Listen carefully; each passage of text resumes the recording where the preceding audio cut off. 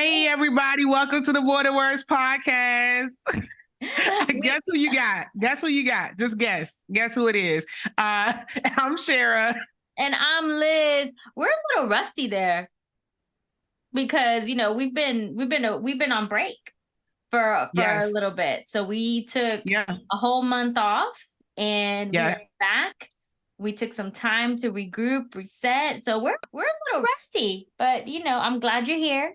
Welcome. Yes. Welcome to the Aunties of Inclusion, More Than Words podcast. Liz and Shara. What else? Yes. We said all the things, I think.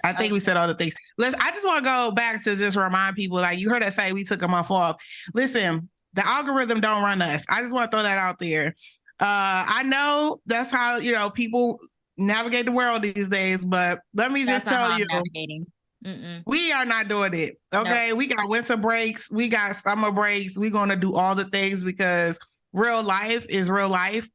And so, yeah, we had a break. And guess what? If you didn't know we was having a break, that means you're not following us on social media because we let y'all know that the kitchen was closed. Okay. The kitchen was closed.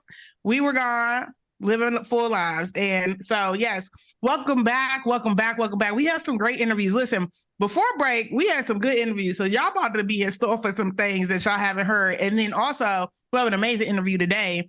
So listen, Liz, I don't know, because I haven't talked to you in a couple of days. And when I say a couple of days, Liz and I'm just talking about, we wasn't talking about More Than Words. We be just talking because we us, But I want to know the auntie. I'm going to give the auntie moment to Liz because I have not talked to her. I don't even know where she's going with this because we don't have so many breaks and good conversation about other things that's not this.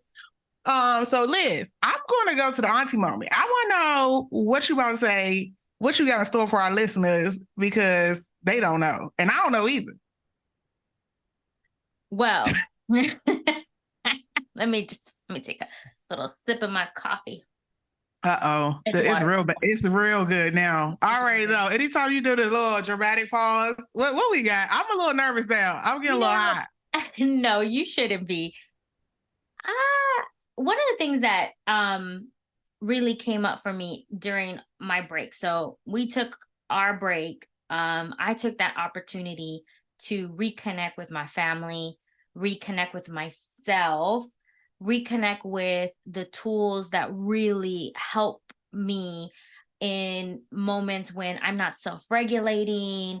I'm, more on like the stressful side or, so just more like I'm not self-regulating. I'm not, and I know that sounds a terrible word to say, but it's more like I'm not 100% myself, that, I'm either stressed out. It's just part of life, right? It happens. One of the things that really came up was the topic of well-being. And I know that's something that you and I promote. We promote a lot of self-care, a lot of self-love, and we have a lot of episodes on that. But well-being is something, it's a very hot topic at the moment. So many of my clients are bringing in well-being into their organizations. And one thing that really stood out for me from a well-being standpoint is actually like how do you define well-being, right? How do you what are the things that are most important to you from well-being? Also, what do your employees need from that sense? Rather than jumping on that bus of all the trendy things that are happening and all the things, like just simple as having these conversations and these dialogues with your employees and asking them, like, how would you define well-being, and what are the things that you need to support your well-being journey, right? And then tying it up in a beautiful little bowl, not bowl, but a bow, not a ball, a bow with some data behind it. What happens when employees are performing at their best, showing up in their best selves, right? Because one of the things that for me that came up during this time frame is financial well-being. So, we made this big move. I quit my corporate job. I started my business. I've invested a lot of money into my business. And and also the move was, a very big hit. And so my husband and I started, we have our family meetings and where we talk about dad jokes and we talk about, what we want to accomplish. One of the things that we established, and we do this on a Monday morning over cafecito and pan dulce, or the British version of pan dulce, or we do it on a Friday afternoon at our favorite coffee shop, hashtag Whitmore and White here in Frodsham. I am giving them a shout out because they're amazing. So we go there and have a glass of wine and we talk about our financial well-being. We talk about what is important for us. We talk about, well, what are the things that are going to help us get to our goals? What are those goals? Are those goals really because we want them, or are they societal pressures that we're trying to have? And I think that's one of the biggest things. A while ago, you asked me, what is your biggest takeaway from moving from Houston to the UK or to here in Frodsham? And I obviously said, not obviously, but what I said was like, I have more time, I have more autonomy. One of the things, and I didn't even know it was something that came up until I took my break, was the financial well-being. And I'm not saying like I'm rich, so don't be coming to me for loans because I ain't rich. I didn't win the lottery, okay? What that means is I am no longer signing up to what society says I need to spend money on. I am now, and not pressuring to buy gifts for people that I'm doing it. I have to really think about like, okay, am I buying gifts because I feel obligated to, or because it's something that I really want to? Am I spending all this money on, XYZ? The second thing, or the third thing, fourth, I don't know what number I'm on. The other thing from a financial well-being also was, how am I supporting other people? We talk about reaching back, reaching sideways, reaching forward.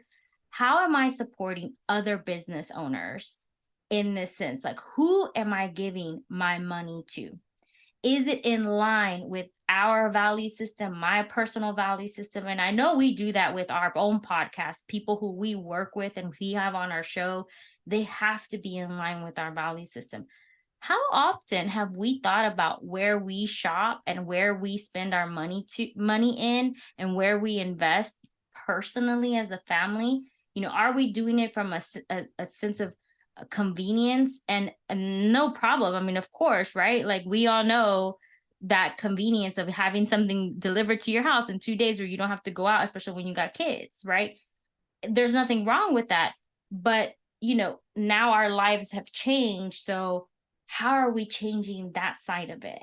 So that's kind of like, from a well-being standpoint, I think oftentimes people forget about the financial side of it. And I think it's something really important. And go back to our episode from January with Christian Brooks on getting your life right from a financial standpoint, picking and tying, getting bookkeeping, reach out to her, go on her YouTube page, because that's what we did. We went on to Christian's YouTube and we watched her videos and we said, you know what, we have a spreadsheet, we're going to take it and we're going to upgrade it and we're going to make it suitable to our value system. And that has made such a big difference. And I'm pretty sure you didn't think that's what we were going with today. First of all, it was so many gems in there. I didn't know where to go. First of all, that was not it. Okay, that wasn't it even close. But I love this conversation. Listen, it's interesting. First of all, you smiled the whole time, which y'all don't. Whoever's not watching the video, go watch this on YouTube. The reason I want to acknowledge that is oftentimes financial conversations don't really yield itself. It's usually such a serious conversation. And when you were talking about it, it was almost kind of matter of fact. And I just appreciate the less intensity around it for a person like myself who be like stressing about things like that. And, just wanting to check all the dots, make sure everything is tied up. And Christian's a great person to co-partner in that because she makes it so calm and easy. But to hear you speak about your value systems and that journey and such transparency is something that we often don't have a lot of smiles around, right? Like people are always talking about, well, you missed it. You know, you didn't miss the Bitcoin, you missed that. And financially, if you wasn't invested 2 years ago, it's always like a fire sale, right? So I appreciate this conversation. Second, I love the fact that you talked about that and well-being. It's always those things that like, yeah, we're talking about self-care, and yeah, we can talk about, disconnecting from social media and technology and all those types of things to kind of have a break. But we don't often hear people talk about the transparency around the things that are kind of even more day to day, like money and finances and those types of things, and how, even value systems change, right? Your value system changing from the US to the UK in such a slight way, right? Putting more intentionality around it. We don't really talk about that in those ways. Like we talk about major relationships and things that kind of have changed drastically, but this right here is basically a shift in growth of a value system, like a values to say, listen, money's been important to me, but now it has a different prioritization in it. And guess what? It feels different for me. I've heard that conversation before, right? Like, except for people who be so rich, right? Like they be like, oh yeah, 1 minute I was sleeping in my car, next minute, now I'm rich in the island of myself. But I appreciate this particular conversation because it's much more commonplace and real. Like how many of us haven't had these moments where like to just kind of think about it in a way with well-being in mind, meaning like this is not going to be something that takes over me and consume me. It's going to be something that I'm intentional about, and I'm going to put just as much care as I do in my body and my mind and those types of things around 100%, it. 100% sure. And yes, absolutely. Like our value system definitely changed from that financial side, and stepping away from the environment, being in Houston and being in that environment, it allowed us to think more clearly on that as well. I read somewhere, after the Maui fires, and we're all thinking about them trying to rebuild and everything. I read somewhere that we are closer to being homeless because of a climate change than we are billionaires. So think about that. I know I'm getting real political and I'm pressing those buttons a little bit, but think about that from your own financial well-being, and how much of that, and do think about it from a, like, this is necessity, right? And we're not talking about, like, we understand what the complications are, what the what from a psychological standpoint, how people feel when they are poor. We're not talking about the uber rich, right? We're talking about the everyday people just making it, that's who we're talking about. And it's an important conversation to have. And I challenge people, like, go ahead and have that conversation with your loved ones. Form, if you're single female, single man, form an accountability circle on your financial side of it. Start talking about it. Really understand, because someone else has information that you need, and that's going to help you in the long run. Yeah, I would just add that, that's a really important conversation, what happened in Maui. And I think we would be remiss not to talk about it as specifically around this particular conversation around, because we've talked about climate change here, and also, the impacts of, who gets prioritized, right? How equity works in these instances, right? When we talk about resources, et cetera. It's interesting. When I saw that Maui story, first of all, my heart goes out, right? To hear how fast, how sweeping, how vast that the wildfires just kind of how fast it moved through that island. And when I thought about it, the way the commentary was going around people trying to buy people homes the day after or whatever the case may be, and talk about, hey, give me this, I'll take over your lease while you figure out how to rebuild somewhere, right? And just to hear about, just in general, the cost of living that was already rising for that community in general, it reminded me so much of Hurricane Katrina, right? And I know it's two different types of climate that kind of has impacted that location. And people can say what they want about, hurricanes and preparation, but I'm just saying, once a tragedy something that is so vast and sweeping hit a community, and specifically a community that is just working class day to day. Just, we talk about Maui and we usually talk about the uber rich, but this was just individuals from there just working and living and probably, having connections to some of those big major resorts there and all that stuff that's, people are known for versus the community that actually works in it. I just kept thinking about Hurricane Katrina and like the storyline around how recovery was and how predatory people were about, trying to get that people's land or taking over, different areas, doing redevelopment. And it's one of those things where it's like, we're not only are we not talking about the fact that Hurricane Katrina was just the beginning of major storms, right? I'm sure there was even more after that, like, Rita, and you could just keep going, all the ones, right? Even up to Harvey, huge storms that has wreaked havoc. But to not talk about the fact that we as a community and how does the working class and the inequities around how we care for those individuals in one of the most horrifying moments of their lives. I mean, it's a little bit insensitive, right? Like the storyline right now isn't the recovery.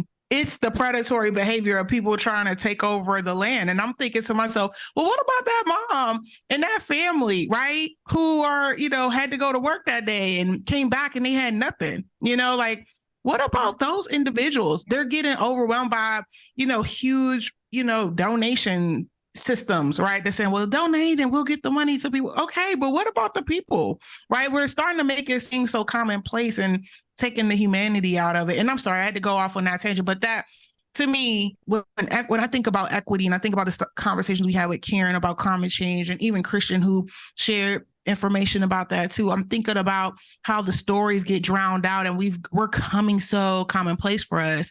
The last thing I'll say, Liz, about the well-being part is I'm just so proud of you and the work that you and your company is doing around well-being.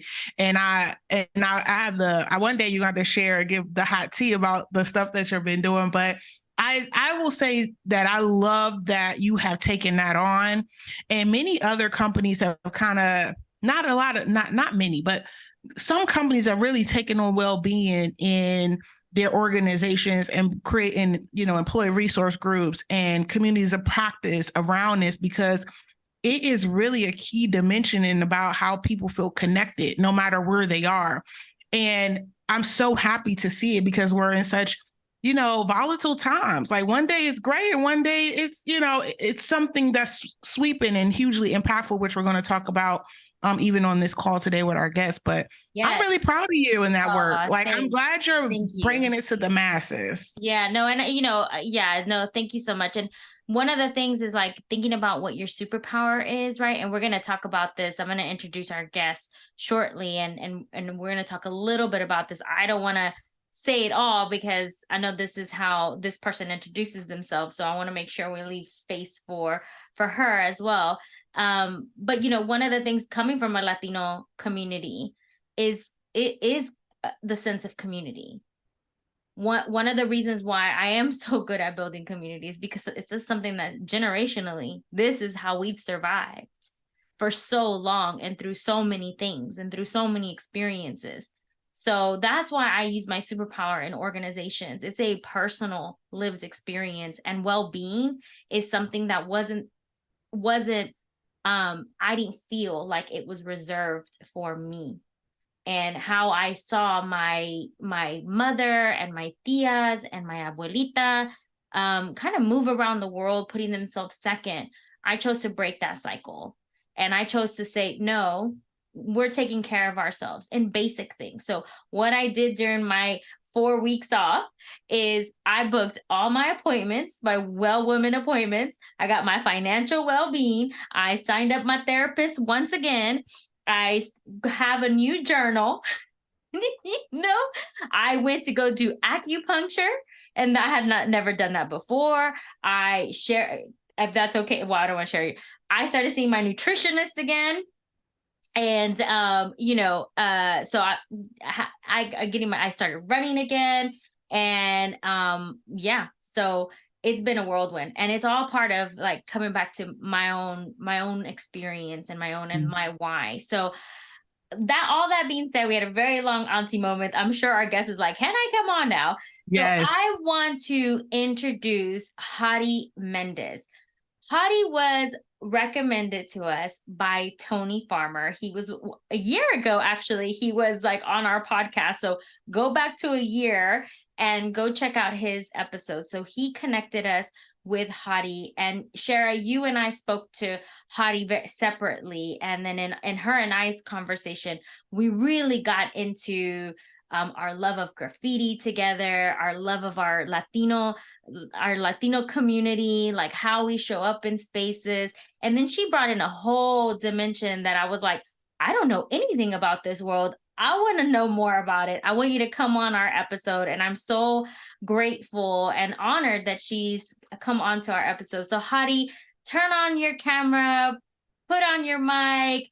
Welcome to the show. Hady. Oh, I feel so welcome. Thank you, ladies. Thank you. So listen, Hady, we're excited about this interview. I mean, first of all, we have been trying to get this interview scheduled, and I have been waiting for this conversation. I also get super nervous when Liz gets the last interview when we do discovery meetings separately, because you just never know where you're going to go. And now I feel like I missed out on such a great conversation. I'm like, I have FOMO, so I can't wait to hear all the storyline. But Hady, listen, you haven't heard the show before, so you know how we get things started. And so we have, of course, our diversity wheel questions. So those of you who are new to this, and this is the first time you heard about it, we don't do our traditional introductions. We want to ask people, if you haven't checked out the diversity wheel, go check it out. How do people navigate the world? What are the top 3 things that they navigate the world day to day that is like key and core to their identity? And then the second question is, how do they navigate the stereotypes that come along with those 3 identities? So, Hady, over to you. Okay, well, I upon a deep introspection and reflection, actually, it didn't take me very long, because I am reminded of these 3 things, I think, all day, every day.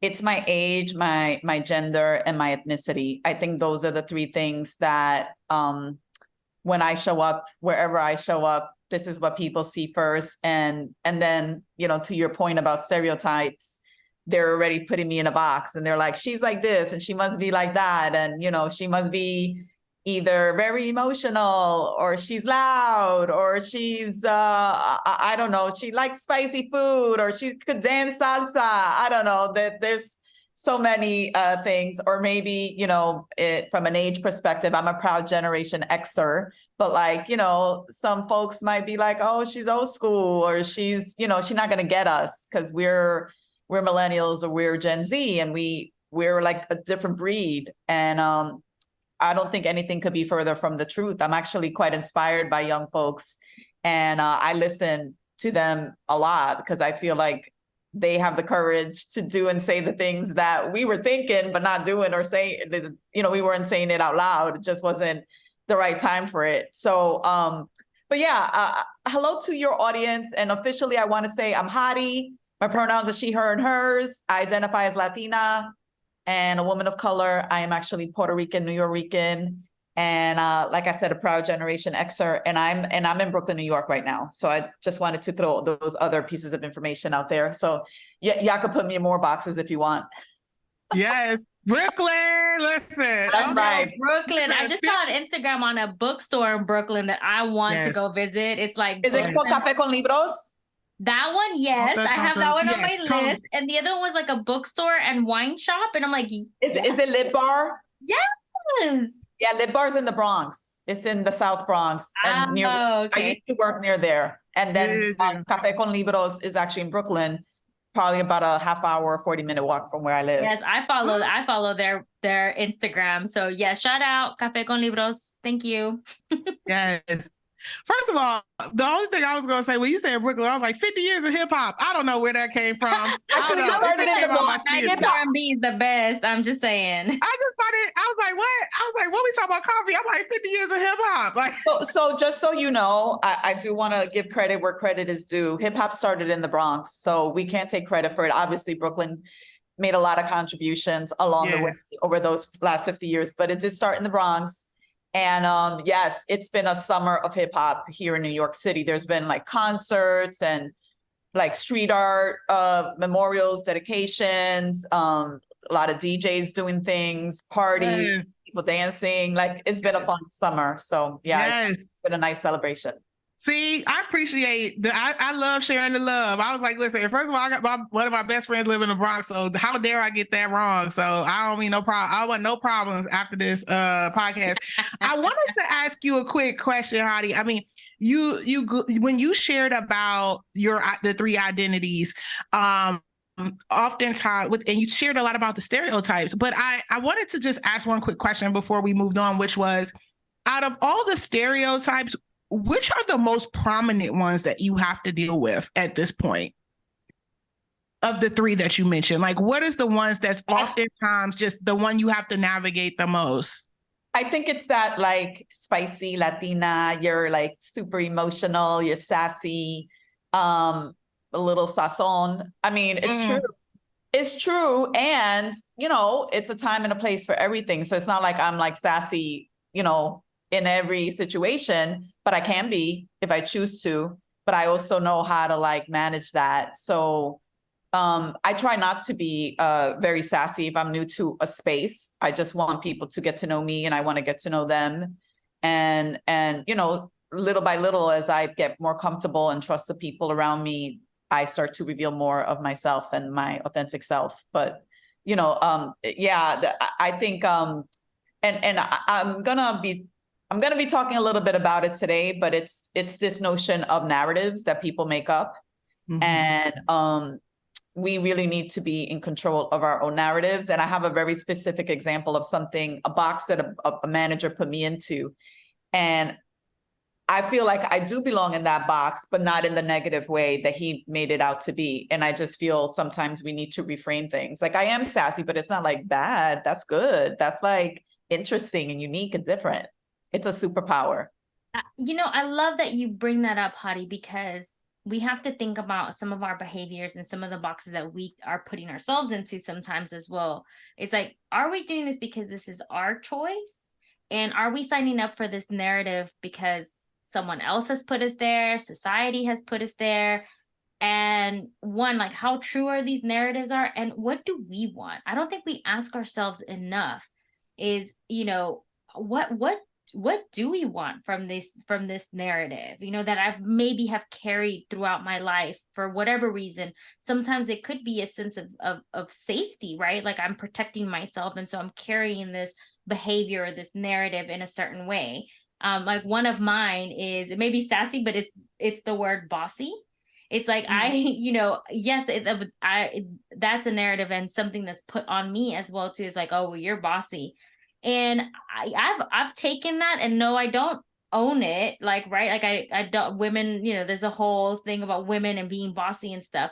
But one thing that I am extremely assertive. Yes, I can, you know, take control of a room. Yes, I can organize the shit out of something, right? Like, so, and that's part of like my kind of, you know, being assertive in my own personality. So I love that you bring that. It's like, what are the choices that we're making, and what are we allowing for us to carry as our identity? And what are we accepting? Like, you know, like I said, I don't think this person was wrong about how they described me, but it wasn't negative, and I wouldn't change anything about it, because to me, it is a strength that I bring. And for people to characterize it or mischaracterize it in any other way, and to imply that it's, you know, something other than what it is, you know, I reject that, plain and simple. And, you know, over time, I feel like a lot of people ask me, like, where do you come off with like rejecting what people say? And it's like, I think over time, as you gain wisdom, as you get older, as you live and walk the world, you get you get the nerve and the strength and courage to be like, no, that's false, or I reject that, or that is not true. That's not true in the way you have said it. Let me tell you what is true. Yeah, I love that. Yeah, thank you. Thank you so much for sharing what dimensions were very important for you from the diversity wheel, and then also how they've impacted you and how you show up in different spaces. Yep. I know part of that is kind of your own story, because in our discovery, we went through so many different topics. Like, we ended up here, we went over here, we spoke a little Spanish, we talked about your experiences. And I know you have your own company called Boldly Speaking. And you also, I can hear it in your voice too, your passion for speaking your own truths and saying the things that no, I'm not going to stand for that. No, I'm not going to sign up for this. Okay. I'm going to sign up for myself. In this moment in time, it feels like there's such a big attack on DEI, especially in the States. Why is it important? Why do you think it's important for coaches and consultants in this work to speak boldly and have their voices heard? Yeah, so I'm gonna agree with you that I do feel like DEI is under attack. And we can look at the SCOTUS decision around affirmative action at the university level. We can look at the recent lawsuit against the Fearless Fund, which is so absurd. But I do feel like our adversaries, our ideological adversaries, definitely are feeling very emboldened right now. And it's something that, they're working to tear down progress that's been years in the making. And we need to be quite vigilant, right now more than ever. I mean, I think we always have to be vigilant, right? We always have to be woke. We always have to be alert, on high alert. And I think now is not any different. And so I would say, I'm leading to the end to answering your question, but I want to talk about how some companies are backing away from DEI. And I think they're doing that because they were probably never fully invested in the first place. So they're like, oh, gotta get, move it, keep it moving, gotta do something different. Like this, yep, this is bad. This is not gonna work, or this is, to some degree, some people are gonna say this, it's not legal to do this. This is not the right way to approach it. So I think some companies are backing away, and while others are doubling down, and they're saying, we're going to continue to invest. We're going to invest more. We're going to commit even more of our resources, which obviously that's great to see for the companies that are doing that. But what my opinion is that DEI is not going anywhere. And our country is going to be a majority country in less than 20 years. I'm talking about the United States, just for anybody who's listening. That means, and also, so that's one very important factor. The other important factor is that, I referenced Generation Z earlier. About 75%, or every 3 in 4 Gen Z people coming into the workplace, are expecting a thriving DEI program in the places where they're going to work. That's just table stakes. It's not even something nice to have or special. It's you don't have that, I don't really want to work for you. So there's no way that corporate America can really survive without DEI. It's, and so in light of that, I would say, now to answer your question, coaches and consultants like me, we're still needed, because even though there's a lot of noise and distractions and people are oh, look over here, the truth is that companies still need to invest in DEI. Companies still need to really commit to DEI, because it's table stakes. They're gonna, if they really want the best talent in the future, if they wanna, if they even want to be in the game, they're gonna have to keep their eyes on recruiting first, retaining and advancing top talent. That's basically what it boils down to. So I see my role as someone who is just not allowing the distractions and the noise to get in the way, and really just continuing to work with companies that are focused on that, that end game, to continue to support them in their endeavors, because it's important. Absolutely. And I love that you bring in about, the Gen Zs, that they are wanting, asking, demanding for a very authentic, genuine programs. And it's something that's going to be threaded in a company's culture. And on the other side too, like here in the UK, one thing that they're going to face is, the older generation is leaving, and there's many roles that are going to need to be filled in the future. And how are you doing your succession planning with this in mind? Because we all know that culture transformation, culture renovation in community building, equity work, inclusion work, it takes time to do this. We can start initiatives right away, but it's a process. It's a learning and growing and a partnership with your consultant or your DEI leads in your organizations. So what are you doing now to prepare for that 5, 10, 15-year mark, as opposed to— And it's inevitable. There's inevitable. nothing, It's happening. there's nothing you can do to change it. It's coming. Yep. It's coming. It's coming. So what are you doing? Yeah. Well, I'll say that I think that this is a good segue to kind of get into more specifically like your time in tech, right? Because I think when we talk about upskilling and access and support and all of those things, I mean, most people, have probably had a lot of time to either say, oh, we got more time, that we have time to do it. We don't have to start now. And if you're one of those companies out there still thinking, oh, we still have time. No, the time is past. Upskilling takes a lot of work. I don't know, to your point about attracting talent. I mean, once again, having an attractive company is D&I is just one aspect of it. Benefits, how you manage maternity leaves, paternity leaves, like all these things that in the past you could get away with because you had a high salary, but now it's like, no, to Liz's point, people are looking for an organization that has the essence of not just the individuals or the managers. They're looking for what is the community and culture going to be for me, because well-being and self-care and those things are really important to me, and being a part of a company that I'm proud of. And I think, shifting to the conversation around your time in tech, like what are some of those ways that you feel like companies and organizations have really been able to either support or encourage people, specifically historically, excluded groups, to pursue careers in tech?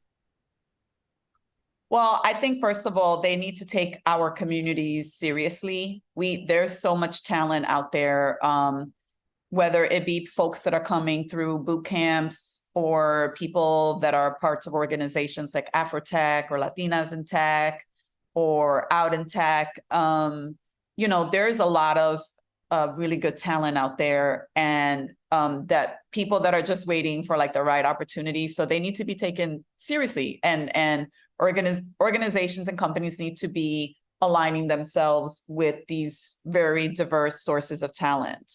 It's not, again, it's inevitable. So like, we need to, I want to see more companies out there diversifying their talent sources. So that's number one.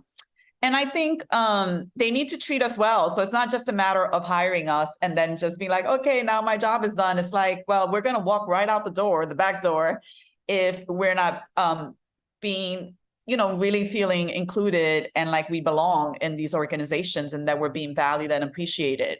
So that's another important factor, this notion of retention. And then I would say, like, we need to be challenged in the same ways that our peers are challenged so we can rise and we can advance. It is a fact that teams or departments that are led by underrepresented people, those teams or departments are likely to be more inclusive.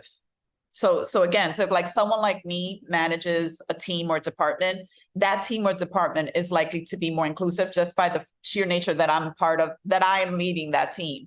And that said, then companies really need to put people like us, all of us in this call, on this podcast, we need to be in senior roles. We need to be people leaders. Like, that is really important, because that's just culturally speaking to what y'all said earlier. That's a quick way to improve the culture quickly, is to have a more diverse pool of senior and people leaders. And then last but not least, I would say, like, in the C-suite level, leadership, like company leadership and boards, like, they need more people like us, because they're really the ones that are driving a lot of, the way the direction that a lot of these companies move in.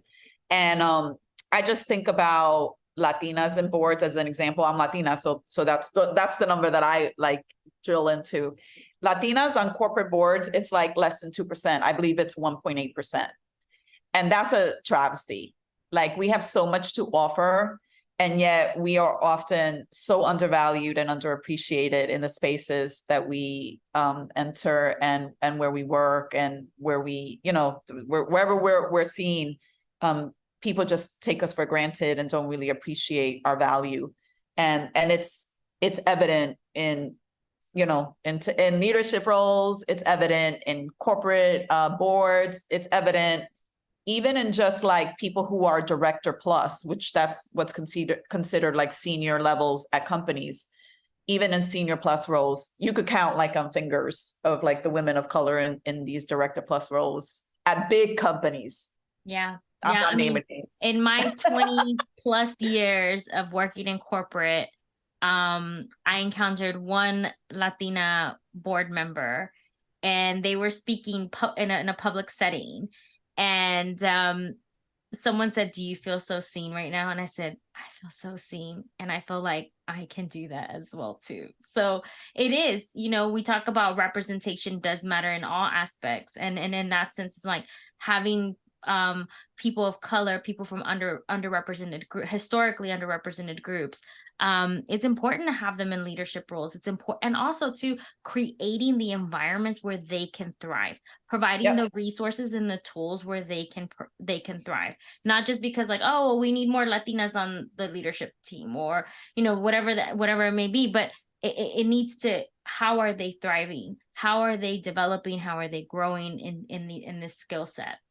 Yeah, and one thing that I would add there, a lot of the traditional ways to get people historically underrepresented people or excluded people in these spaces, in these roles, is to like be like, we're going to give you a mentor, we're going to give you sponsors, we're going to give you training, we're going to give you all these things. And it's like, we're not broken. Hello. Like that implication that it's like we need fixing is very harmful. And it is another narrative that I would like to reject very publicly here, because that shit is offensive. Like, yeah, I might need a sponsor because I don't have one, but other than that, like all those other things, y'all just need to expand your definition of what like, maybe executive presence is, or maybe what the definition of polish is, or professionalism, or all the,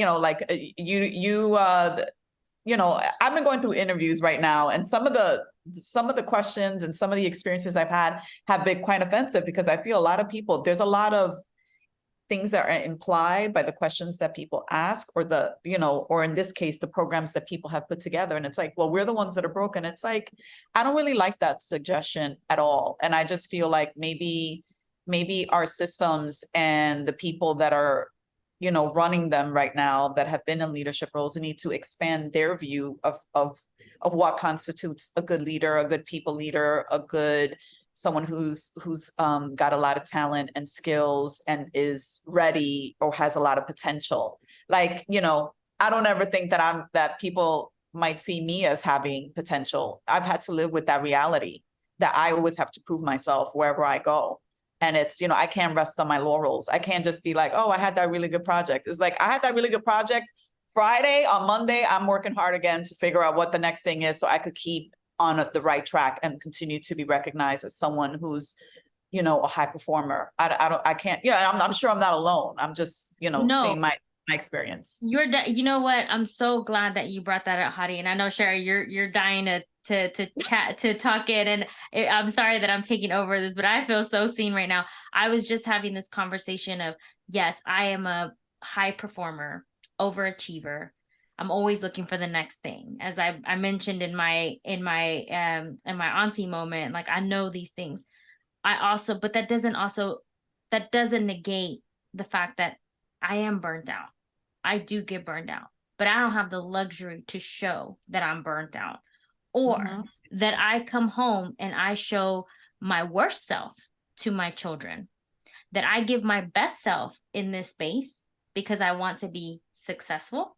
And I'm doing air quotes because that definition is different for different people. But when I come home, I give the leftovers to my children. But people don't see that, right? It's like we're having to work harder and harder. And then once that project is done, or once I've achieved what I have achieved, I can't sit down. I can't relax. I got to move on to the next big thing, you know? And it's just like it perpetuates that perfectionism. It perpetuates that overworking, overthinking. And then people are like, you need to relax and have some care. And like, you know, how am I relaxing? How am I relaxing? How? Nobody got time for that. No, I echo the same. I'm more quiet than ever because I want to just honor the moment that we're having, right? Which is really around the fact that oftentimes when this conversation happens, you know, we often kind of try to make, you know, we get so used to corporate, right? And here we're trying to debunk the myth, right? Which is authenticity actually delivers results, right? And inclusion actually delivers results, and creating and fostering environments that value and reward that is always going to be able to win, because there is so much optionality, and in being able to leverage differences versus just similarities. And so in my mind, I'm happy that we're having a conversation, and I appreciate the boldness of Hady, how you're sharing in that way to say, listen, I'm enough when I come to your organization, right? Like y'all hired me for a reason, right? And layering all these things to try to, you know, get me out of what has been successful for me to be more like you has been really just the constant expectation of these corporate environments that has really yielded the same results, which is the same conversation when I came into the organization, into the industry many years ago, which is like, we still trying to attract and retain diverse talent, like, and promote diverse talent. Why are we still working on that? We're still working on upskilling. We're still working on the same very things, using very similar language as we have for decades now. And the companies who have decided to do it differently have been able to yield more results. And yes, they've had more scrutiny around how they've gone, you know, tried to go about it. But at the end of the day, it's like, can we just stop having this conversation and actually just do what we say we want to do, right? Is create these cultures where people can thrive and be their most successful. And P.S., be a little bit more open-minded, that it don't have to look like the last 45 years versus the last 3. You know? Yeah, I was going to say, I mentioned that I've been going to interviews, and one of the things that, this is kind of how it feels, but like, I have a pretty good resume. I've worked for a lot of top companies. I have a lot of experience, very broad, lots of different experiences. But I would say, you know, factually speaking, anybody could look at my resume and be like, wow, that's, you know, really good, solid background. You'd be good for a lot of roles. And I find that a lot of times when I'm interviewing, people are asking me things and they're like trying to find the thing that I have never done, or the experience that I don't have, to just be like, ha, gotcha. And it's like, what is the point of that? I'm 95% there. You're going to try and focus on the 5% to justify not hiring me. Okay, whatever. That's, I guess, your choice. But like, that's what it feels like to me. Cause I'm like, I just told you like 1,000 things I've done. And they're like, but you know, this one like thing, you didn't do that, or you didn't do that exactly the way we're wanting you to have done it. So then that's going to be the reason you don't get this job. And it's been, you know, quite frustrating, if I'm honest, you know, to endure that kind of treatment and to walk away from those kind of conversations. I end up feeling bad, and I have to work very hard to be like, you know, to your point, I'm enough. I'm 95% of the way there. Y'all got to be kidding me with this. Like, if I was 100%, why would I even want the job?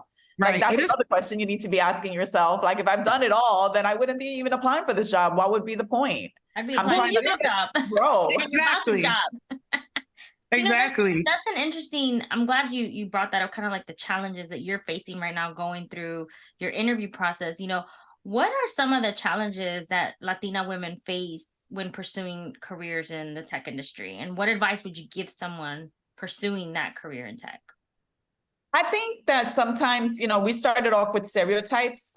You know, another word for them might be biases, but I do feel like people like putting us in a box, and there's this whole notion of pet to threat. Like people like us when we are like, yes, ma'am, yes, sir, and we're gonna make you look good and make you shine. But when we want to shine, it's like, no, now you're a threat. Now you're being a troublemaker, Hady. Please stop.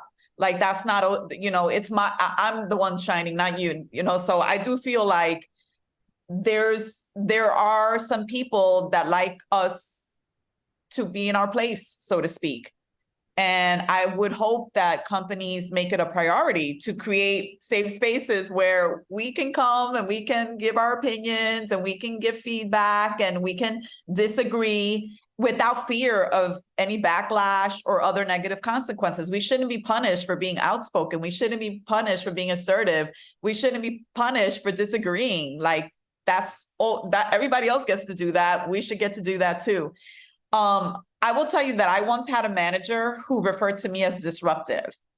And he referred to me that way when I advocated for myself and my colleagues. And I felt like it was such an unfair characterization of me. Like it implied that there was like some ill intent or that I was trying to cause harm to the team by my actions. And I felt some type of way about it. Like I was really hurt and offended and just felt really bad about myself. And that to me is a problem when people, use what you do against you. And it's something that to me, it was positive. I was advocating for myself and for my colleagues. How could that be twisted into something negative? And I would say that even though it doesn't happen all the time, but I would say that sometimes the behaviors I exhibit are rewarded when other people do it. So when someone else speaks out, it's like, oh, Bob, thanks so much. That was, thanks for bringing that up. Let's do things differently because you bring up a good point. But when I brought it up, it was like negative. And anyway, for me, a lot of times I took that on for a very long time. So talking about like, some things that are Latinas experience, I feel like I took that on and it was work for me to reframe it and say, I did do something. I was being disruptive, but in the best way possible. I would not do that any different because I feel like that's how I am. That's who Hady is. I like advocating for myself and for others.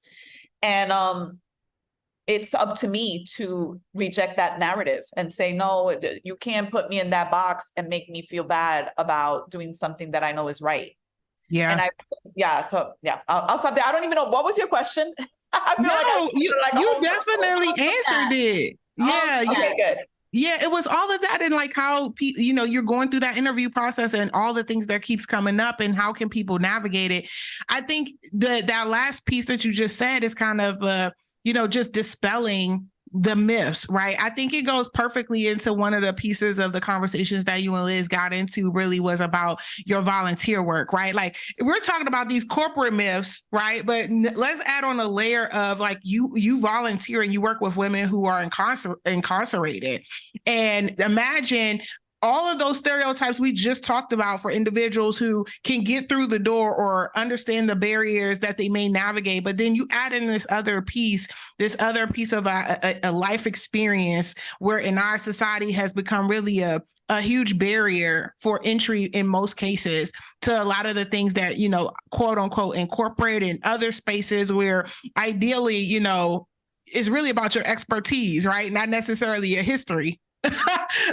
So, do you mind just sharing a little bit about that work to kind of like really add on to that piece about, what people are navigating and quite honestly, how did you get into that space of working with women who've been previously incarcerated? I want to talk about that. Can I spend 10 more seconds or maybe 20 more seconds talking about? And however you want. Okay. I want to give some advice to Latinas or women of color that find themselves in the tech space. And I just want to say that tech is a very male-dominated field. And oftentimes I have found that people don't expect a lot from me. And they're often surprised when I am outspoken or add value or have a point of view. And that's actually like, oh, like, I didn't see that coming from you, Hady. Like that they expected less. I could tell, I could feel it. And so, but I will say that in their defense, that once I have demonstrated that I can add value, I am respected. and then I am included and I'm part of the conversation. And so my invitation and my advice to Latina women and women of color in general is that we are going to be constantly called to the rug to prove ourselves and to demonstrate our value. It's going to be exhausting. But I would just want you to be prepared to expect it, to expect that is going to be, the onus is going to be on you to demonstrate your value almost every time. Every time you walk into a meeting, every time you walk into like a new meeting with new players and people don't know you, they're going to be like, oh, her, like, what's she going to bring? And it's like, is she here to take notes? No, I'm not here to take notes. Sorry. I don't know who's taking the notes, not me. I'm here to add value. So let me tell you what my point of view is and how I think we can get the job done. So I just want you, all of y'all Latinas and women of color hearing this, to make sure that you are establishing your credibility out of the gate and that you are contributing like everyone else. And do not wait to be invited, because you likely will not be invited. People are not expecting very much from us. So take it upon yourself to show up and step into your power. So that was that. That was my advice. Wanted to get that out there. Now I'm going to talk about prison. Wow. First of all, let's take a moment, because that was powerful. Did you get your notes down? Because I'm telling you, that was it. I mean, don't be expected to be invited. Listen, I think I think it's so funny, because we always talk about, the Renee Myers kind of, what inclusion is, and it's like being invited to the party and all that. It does kind of wear with you over time. It's like, I'm not waiting for no invitation. I'm already here. I'm gonna go with my bright, colorful self, my disruptor, bold, sassy self. Yes, I can control that because I'm a chameleon. But I'm gonna be there. I'm gonna show up. I'm here. Where's the cafecito fun? Thank you. And funny story is, how many times have we seen people, specifically women and women of color, move from one company and go into another company, and that absolutely is just killing it. You know what I mean? Like, they are successful, they're unleashed with their potential, the whole nine. And people are always the one thing they think about isn't necessarily that person. They think about the organization they were working with and the leadership of, like, what kind of culture was y'all running that y'all let this potential right here, go over there and just be like whipping that company into shape. And it's that crazy, and it's a crazy conversation. We never hold people, companies or organizations or cultures accountable for the fact that they have either can be toxic, or they can just be such that you can only be successful if you fit a certain type. And that certain type in the past, in many cases, can be white male or male. You know what? Those things. And then when you add all the other layers, it's like, well, we didn't know what to do with that. So, I'm glad that company got the benefit of, they must have figured it out. No, they didn't figure it out. They can read talent, not necessarily the identity of a person. They can read what talent is and what their company needs to be successful. But I apologize, but you hit a word on that one. That was a word. Okay. Good. All right. So let's talk about jail. I like talking about jail. So 10 years ago, I moved to Cochabamba, Bolivia for 2 years, and I was an international volunteer. And it was lovely. It was just such a good time in my life. That experience was a very positive time for me. I knew before I went to Bolivia. So I'll backtrack and say that my mother and my sister died within like 3 years of each other. And that was probably the impetus for me doing this work, is that I really wanted to make sure my life counted. And I was like, am I wasting should I really be working at this bank, or do I need to go be like doing something more meaningful? And so I decided that I would go work in another country.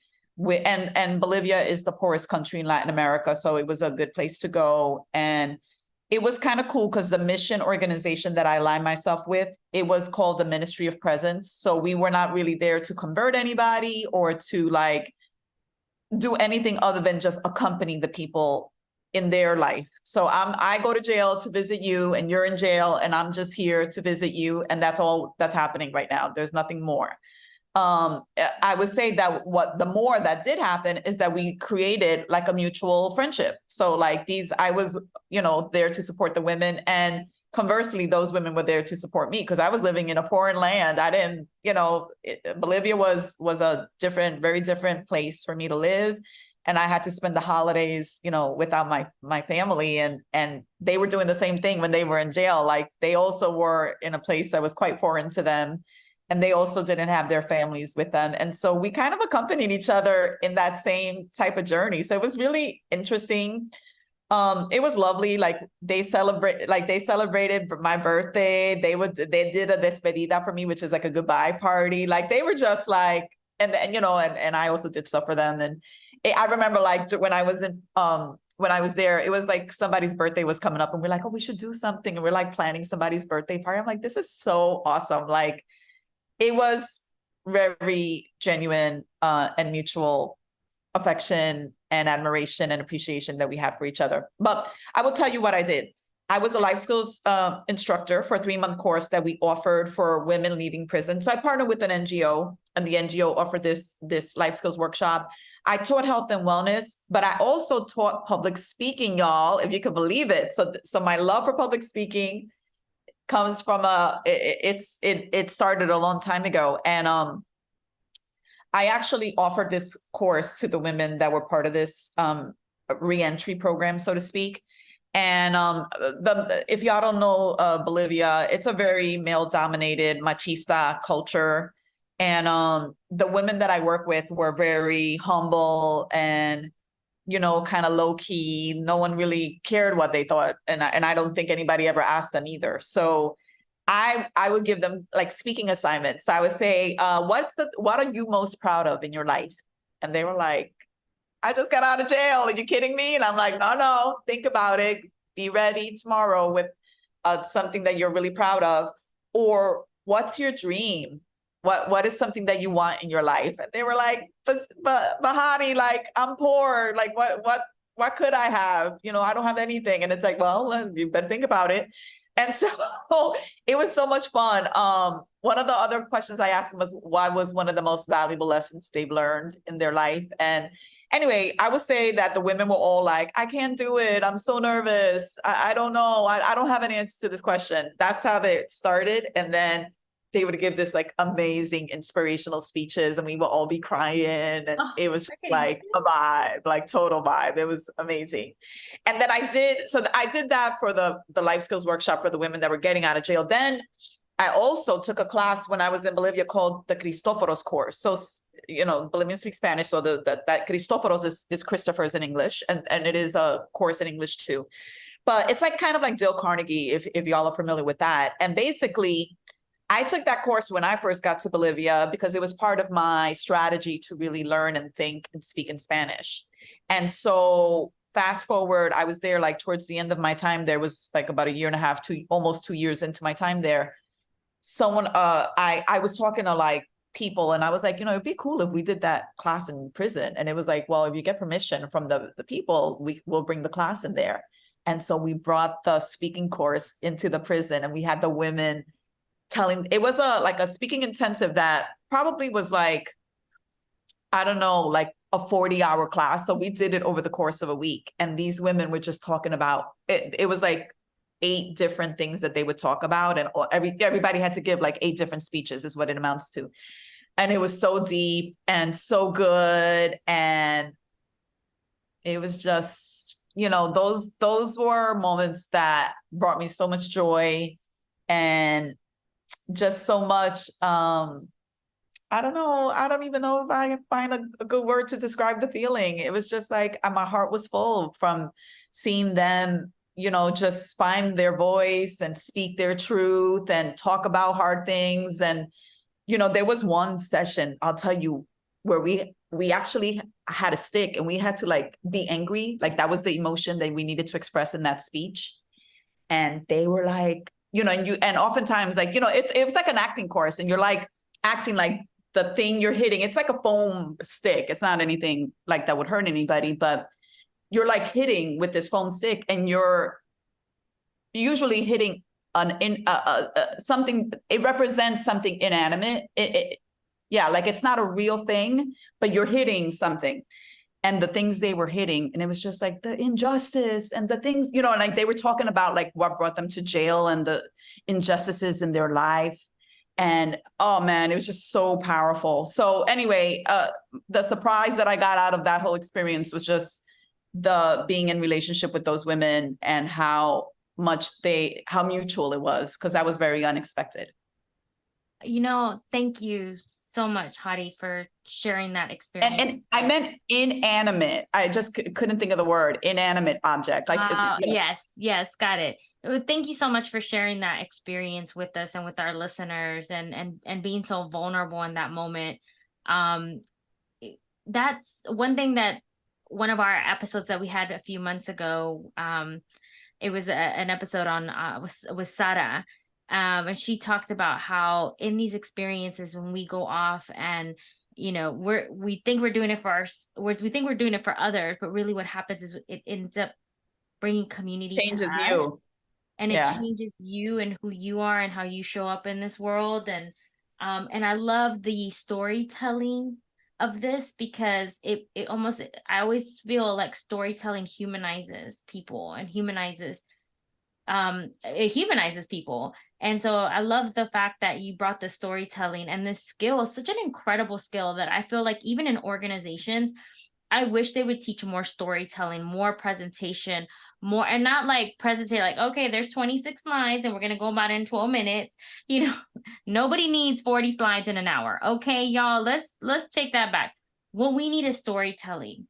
Because, and Shara, if I may share that book that you sent me, was on Everybody Has a Story to Tell, and it is so powerful, and it's true, and it opened my eyes. Like, it took away that fear of like, well, like you said, the women in jail were saying, well, who's gonna want to listen to me? And and saying, I don't even think people asked them, how did you feel? Yes. And the questions that you gave, my favorite question in that is, what was your last dream, or what is your dream? Because even now, like, as adults, when was the last time you gave yourself the opportunity to dream? And I think so many of us, like, if we just dream just a little bit more, like, I think you make things impossible more possible for you. 1,000%. I also have I'll tell you a real quick funny story, but I took like it was like the holidays. And so like maybe I took 2 weeks off from going to prison, because I was there usually a couple times a week. So then maybe between Christmas and New Year's, I didn't go. And then I came back, and, we were like catching up and quite animated and like laughing at things that happened. And like one of the security guards came up to me and she's like, why are you here? In Spanish, but I'm just going to say it in English for your crowd. Why are you here? And I was like, I come here every week. Like, I'm here with the women, and she was just like, well, people are laughing too much. You have to leave, come back another day. And it's like, they couldn't, I always say I got kicked out of jail for having too much fun, but I was like really worried for the women. So I like called them after. I'm like, are y'all okay? And they're like, yeah, it's no big deal. Like, yeah, after you left, she just sent us back to ourselves, and then like, come back next week and everything will be fine. But the guard was like, y'all are having too much fun. That's not okay.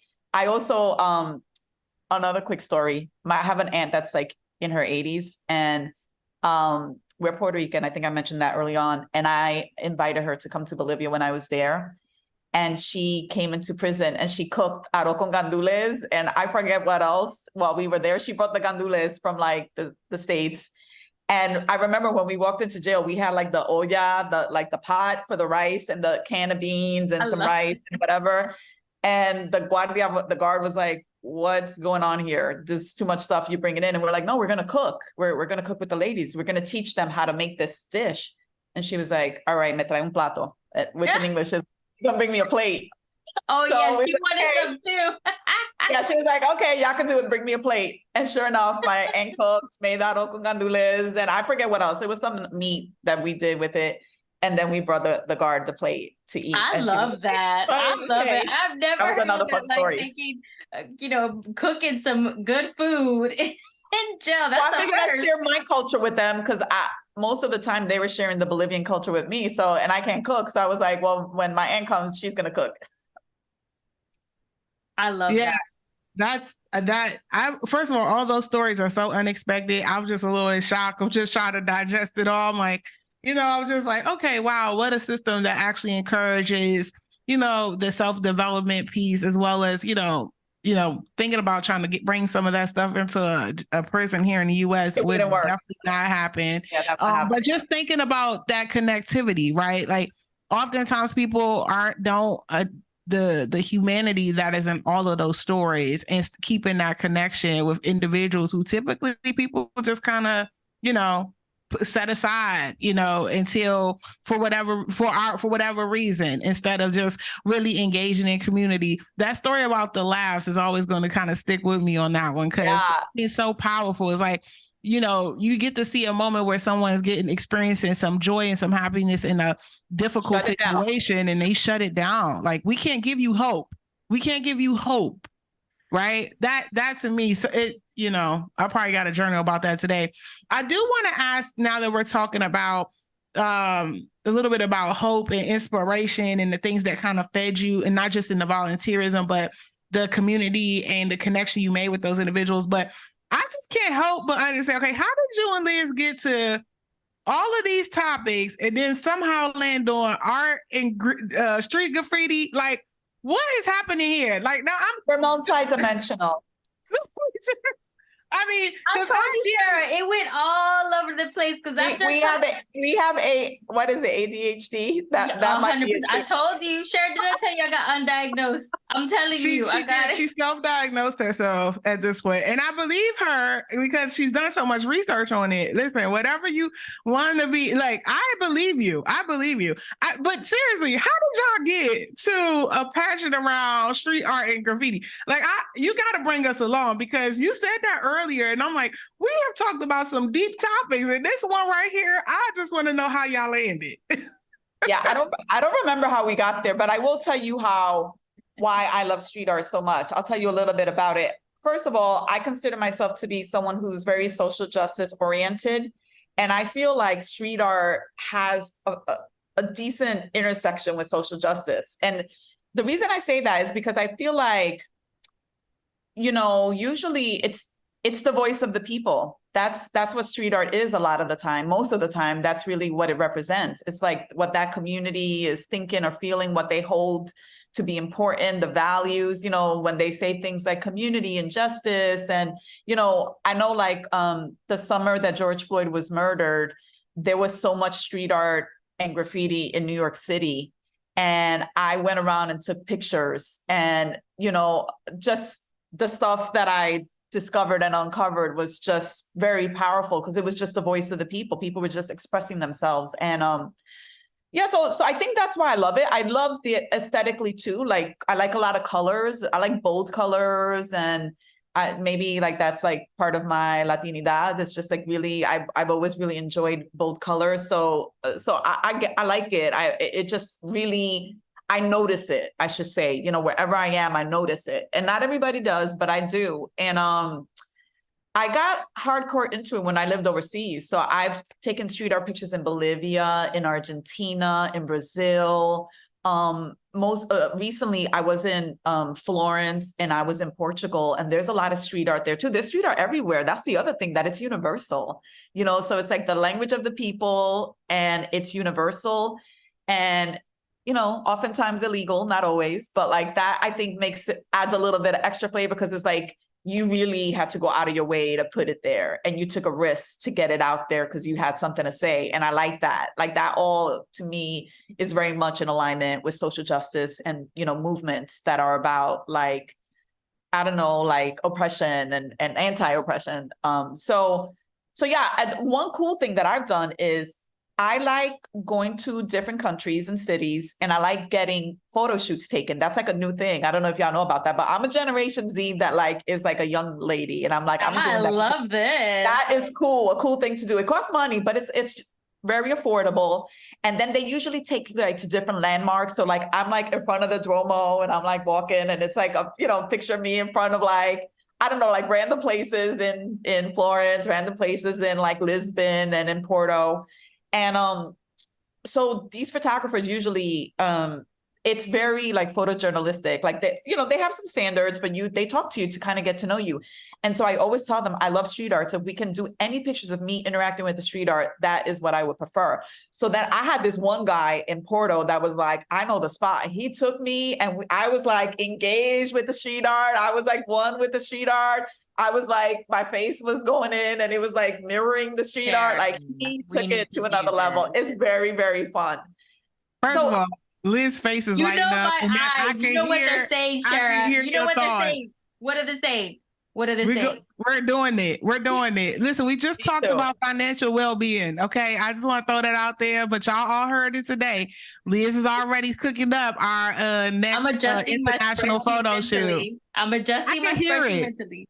It's so fun. And you can do it wherever, even where you live. Like you just need somebody, your buddy, a buddy, someone who knows how to take your pictures. That was Liz's idea. The graffiti on all of our Instagram, all our websites for our photo shoots. That was Liz's inspiration. Her and Mac Ryan got together and cooked that up. And it's some of my favorite pictures, by the way, in all of the pictures that we took for that particular shoot. And I will tell you though, Liz had put her foot down early on. I was like, we're going to do graffiti art. I was like, I don't know how we're going to make that happen, but yes. It's so pretty. But we did a lot of looking at it before we took the photos, even though Mac Ryan, shout out to Mac Ryan, definitely Haley over there, definitely gave us some recommendations, but you forget how beautiful that is, right? Like we drive around Houston. Houston has tons of murals. And what I will tell you is, you know, to your point, a lot of that isn't always like, you know, up and up, right? Someone went at the dark hours and worked on something beautiful. And yes, it has an amazing story, but I mean, once again, 50 years of hip hop, you know, graffiti is a part of the experience. To your point, part of the culture. About having a voice and being not often heard, or having a place to put your voice and have something to say, and being able to just to find a way to say it. And to me, art and graffiti is so stunning because every time you look at it, you see another dimension. That's why it's amazing. It's the voice of the people. Oh, I'm sorry. Go ahead. No. And yes, 100% Hady. It's the voice of the people. I love it because, like in the neighborhood where I grew up, that was how young men express themselves. And I grew up in a very Latino dominated neighborhood. And the narrative in most families is that art is reserved for girls. And there's no outlets for men to speak. And it's for Latina women, that's how we survive, is through community. Latino men tend to not have that. So graffiti provides that community, and it provides a sense of creativity. And I love it because, and yes, it might be illegal in some places, but you know what though? Like graffiti makes it beautiful. And it is expressive, and it gives you a view and a perspective into. And I'm making an assumption here that all graffiti artists are men. That is not true. There's some amazing female graffiti artists as well too. Yep. But it's a form of expression. Things that are inside that somebody has told you can't do. You know, traditional art isn't reserved for you, right? And it's like you're redefining what art is. We had an interview with Fred a few months ago, where he takes away like what professionalism is and what art really, really, truly is, right? And so that's why I love it. And I will share like a very personal story. So my first love of my life was a graffiti artist, and he unfortunately passed away. He was in the military, and he died in the military. He never knew I was in love with him. I was his little sister's best friend. and he always called me Polar Bear. And I have so many of his graffiti art that I keep and I still have. And so every time I see graffiti, I'm like, that's you. So that's a little personal story. And that's why I'm so like connected to it in that way, because I feel like he's always there, you know, as we always remember our first love of our lives, right? He didn't know it though. It's all right. Well, yeah, it's so nice that we all have like an appreciation for it for different reasons. But like I guess that's the beauty of it. It just represents so many different things to different people. Just as like a little on the down low, I actually I dabbled in street art, and I have like a persona. Her name was Positive Vibes Girl, because I'm like positive vibes. That's me. I was Positive Vibes Girl with a Z, and I got up a little bit, mostly stickers and paste ups, but it was all about women of color. So it was promoting women of color in that space, which obviously there's not a lot of women in general. There's obviously a growing population, but women of color are still, like in every other place, we're so underrepresented. So I felt like it was really important to give a message to the women of color on the streets. Well, first of all, you're going to just drop that in there. You're going to have to send us some photos of Positive Vibes Girl. I don't know what it was, but we want to know what she has an Instagram account. I'll send you the Instagram account. Yes, we got to share with our listeners for sure. Like, you just ain't going to drop that in there like, oh, just casually, I do this on the side. No, that is something, okay? It's been a while. It's been a while, but it was something that was like like a way for me to, an outlet to express myself a little bit. Perfect. Well, speaking of expression, we are now at the end of our episode, and this has been such a fruitful conversation. I mean, as our listeners got to see, the vastness of the topics between how much time we've had with Hady, and how amazing and how versatile, and all the intricacies. I like that word. Yeah, versatile. And it's just so the intricacies of just the span of your experiences and what you have to offer to this conversation. I feel like we didn't even hit all the things that we could actually talk about with your wealth of knowledge. I will like to say that we like to end the show with some closing reflections, and we will invite you to do it. I want to start my reflection by saying, this conversation, after coming off a break, and really having some time to kind of reflect on the work that we've all been doing, the state of where we are as a country or world, and all the things that's happening around us and to the people we love. I feel so hopeful in this conversation that, one, I got the rest that I needed, so that, and whoever was carrying the baton for a month, I appreciate y'all. Okay. Whoever that was, thank you for holding the good fight. But what it brings up for me is just that, this conversation is reflective of who we are in this work. And it's the serious, intense moments of our life, the things that we choose, like our volunteerism that fills us up all the time. It's our passions that people don't expect, like graffiti art or, cafecito in Brooklyn, like it's all those things that just I needed to hear to kind of reinvigorate the fact that, this work can chip away at all the things at you over time, but how important it is to make sure that we're honoring ourselves in the authentic parts of us and giving it space to show up like we did in this conversation.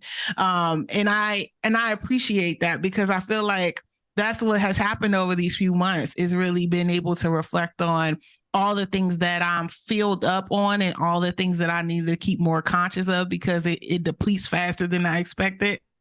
But I really appreciate it. And I counted how many times we kept using passion. Like, passion came up so much. Like, if you're going to do a cafe or a drinking game, this is it. Okay. Listen how many times in this vast conversation we said passion. And I think you'll be surprised, like, how the depth of what we do and who we are kind of shows up in that way. So yeah, thank you. This fed me in a different way, and I needed it. Oh, thanks. Hady, I'd invite you to offer your own reflection before we close out. I just want to say, just remember you're enough, and step into your power. Don't let other people define you or how you are or who you are or what you meant or what you intended. Just own it. Own your story, own your narrative, step into your power. You're enough. Oh, I love it, Hady. Thank you so much. I think, Shara, you and Hady have really provided the reflections, everything that was in my mind. And I think I love it. I do. I love the stepping into your power and not forgetting about how amazing, incredible you are and what all talents and gifts that you carry. and also even your own lived experiences.